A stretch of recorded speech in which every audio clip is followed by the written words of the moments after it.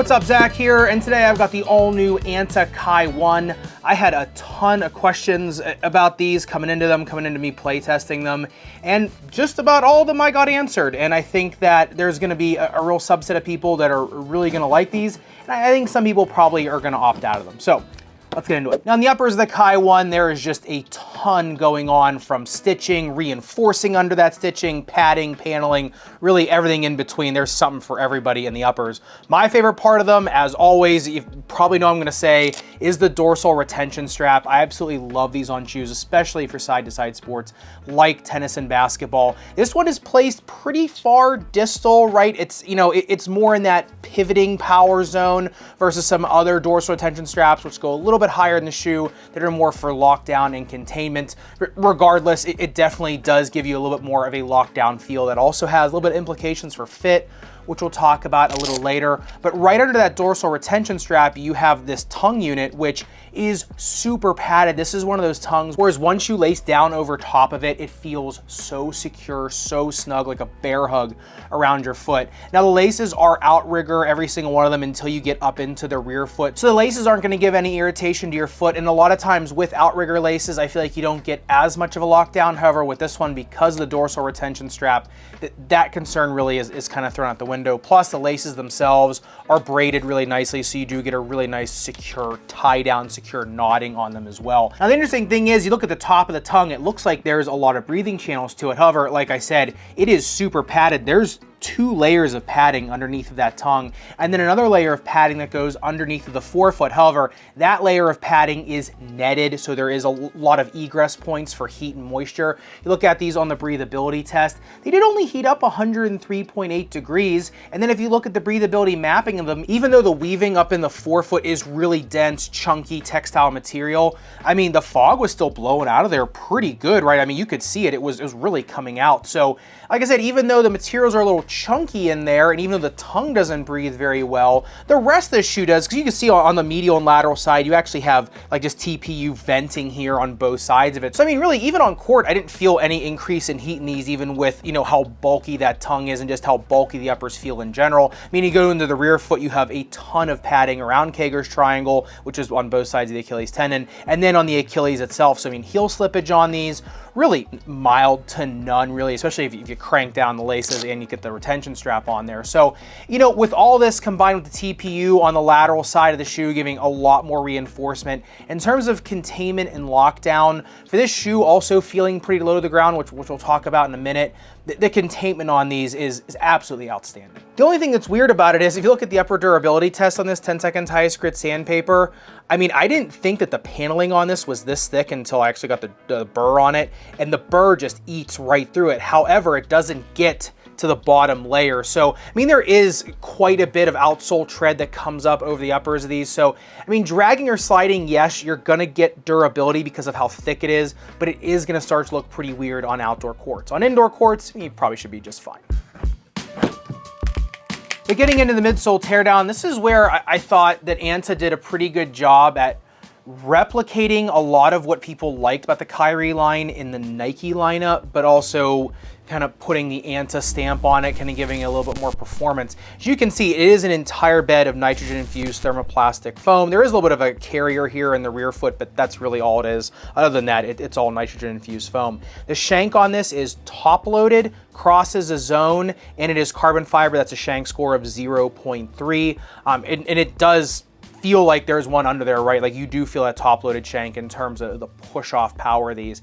Now, I mean, the stack in these is not very high, and there's not a lot of that foam there, so you still do retain a lot of low-to-the-ground feel on this. If you look at the bounce height test on this, though, only got 35 centimeters in the heel and then 37 in the forefoot, which I thought was pretty interesting, because a lot of times in these Anta shoes with the nitrogen-infused foam, that ball bearing is bouncing to the moon. And in these ones, I mean, yeah, it's good, it's above average, but it's not the moon shoes that we see with some of the thermoplastics. I thought that was interesting because we'll talk about this in the playability, but these definitely still retain a lot of that low to the ground, more crafty type feel underfoot, not necessarily the rocket ships that some other shoes feel like when they have this type of foam there. So I thought that was a pretty interesting setup. But I think where I spent the most time contemplating these shoes was getting to know the outsole tread of them. It's not what I thought it was gonna be. I mean, it is a very gritty, flat, punched in tread pattern, which means that it is flat tread and the tread is stamped into it, right? That there's no protrusions of tread. Now it is just this pinwheel pattern that goes all the way through the shoe. And I guess technically there is 2 pods of tread, but for all intents and purposes, it is a full length tread pattern on this. Now on the grip test ramp, I mean, it slipped at 35 degrees, which is, pretty much a pretty forgiving shoe, right? And then when you get them on court, they really felt the same way. They do not feel super tacky. It is a very soft and malleable rubber. I mean, the durometer only comes in at a 14. Interesting thing is, you look at the outsole durability test on this, 10 seconds highest grit sandpaper.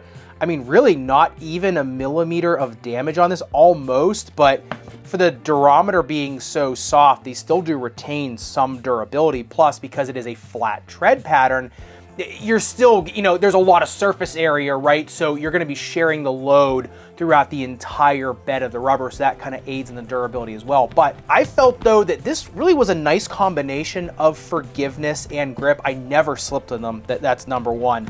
But I never felt like I was gonna roll over either. They weren't super tacky at the same time. The same day I was playing with these, I was playing with another super tacky pair of shoes. And in those, you almost kind of have to, figure out the shoe, kind of adjust your footwork. Whereas with these, the grip was just forgiving enough to feel stable, but not like you were going to roll over on them. So honestly, I love the profile of these, especially coming from the foot doctor perspective, because I think it's the best mix between not rolling an ankle and not pulling a hamstring. Like I said, it's not super tacky, but it's not slippery by any means either. And speaking of that profile, if you look at the speed ratio on these, they come in at a 2.33, then that shank score of 0.3 bumps it up to a 2.63. And I didn't find these to be lightning quick up and down the court. I mean, they're not encumbering by any means. They don't feel slow by any means. They don't weigh you down by any means.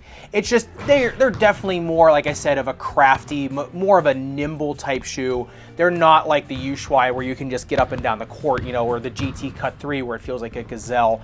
This is much more of a tactile feeling shoe. That top-loaded shank, I think, is doing a lot of the work in this shoe to make it feel bouncy, but it still does feel like a Kyrie shoe. But getting into the fit, this is almost where I think some of the stats that usually are not great for a shoe almost kind of come in handy with this.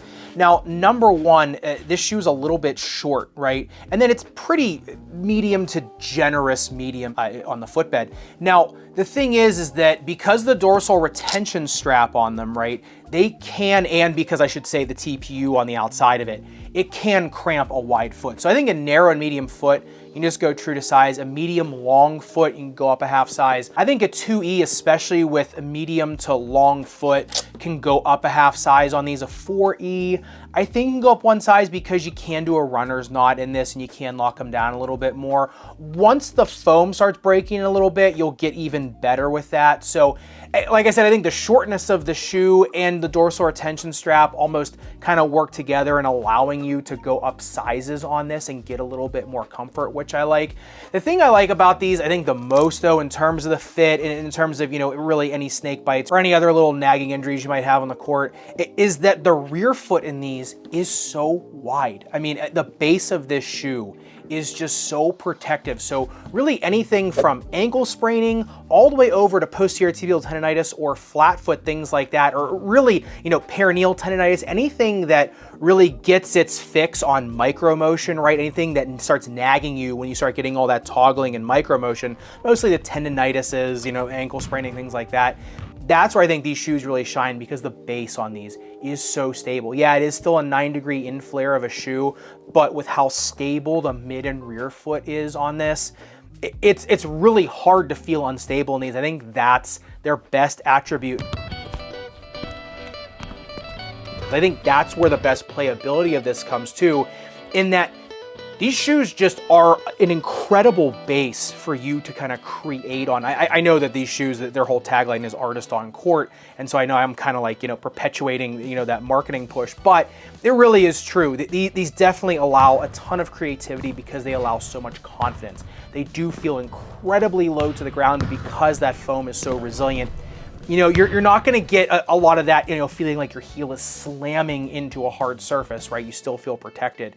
And because they are so nimble underfoot and they feel light underfoot and they feel so stable underfoot, it is very easy to get very low to the ground, to just, you know, kind of get up on one foot or lift off on one foot and be very, very confident. Crash landings on these for a shoe of this profile really do an outsized job, right? It almost feels like you're in the AG4 when you're kind of coming down on these. And I think that's really the rub on these. That's the best part of these shoes, is that they allow you to put everything you can into your footwork, and these things will kind of, you know, make sure that the base is stable for you to kind of create on your own.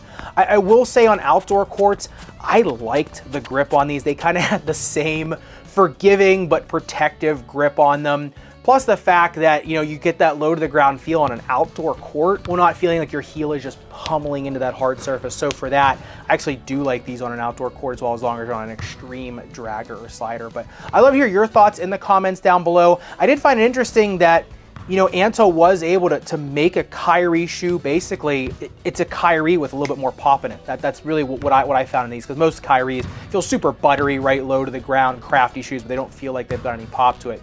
This feels like it's a Kyrie with just that little bit of an extra pop to it. So I'd love to hear your thoughts in the comments down below if you're trying to pick up a pair of these, or if you're going for old Kyrie models, trying to find them over at like some of the Ross discount stores and stuff. That's usually where I find them. So love to hear your thoughts in the comments down below. And if you do want to see the older sibling to the Anta Kai 1, the Anta Shockwave 5, make sure you click into this video up above and subscribe down below.